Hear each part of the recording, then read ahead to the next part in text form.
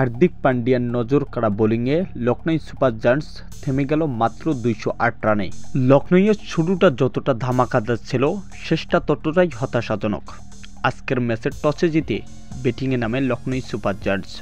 শুরুটা ছিল দারুণ, দুই ওপেনার মিলে জোরালো সূচনা এনে দেন দলের জন্য। মাত্র 31 বলে 61 রানের ঝড়ো ইনিংস খেলেন মিচেল মার্শ, তবে বেশিক্ষণ টিকতে পারেননি।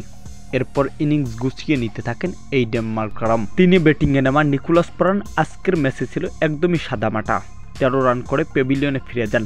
ঋষভ পন্ত আজকে ব্যাট হাতে বিশেষ কিছু করতে পারেনি, তবে মিডল অর্ডার কিছুটা লড়াইয়ের চেষ্টা করেন। আয়ুষ বাদুনি যিনি করেন 30 রান এবং ডেভিড মিলার 27 রান। কিন্তু দিনের সবচেয়ে বড় ধামাকাদার ছিল হার্দিক পান্ডিয়া। মুম্বাইয়ের এই অলরাউন্ডার আজ ছিলেন সম্পূর্ণ ভিন্ন মুডে। 4 ওভার বল শেষে মাত্র 36 রান খরচে 5টি গুরুত্বপূর্ণ উইকেট তুলে নেন। তার এই দুর্দান্ত পারফরম্যান্সের কারণে লখনৌ সুপার জায়ান্টসের ইনিংসে ছিল 208 রানে। প্রিয় দর্শক, হার্দিক পান্ডিয়ার এমন দুর্দান্ত বোলিং আপনাদের কাছে কেমন লেগেছে জানিয়ে দিবেন ভিডিওর কমেন্ট বক্সে। ভিডিওটি ভালো লাগলে লাইক এবং সাবস্ক্রাইব করবেন।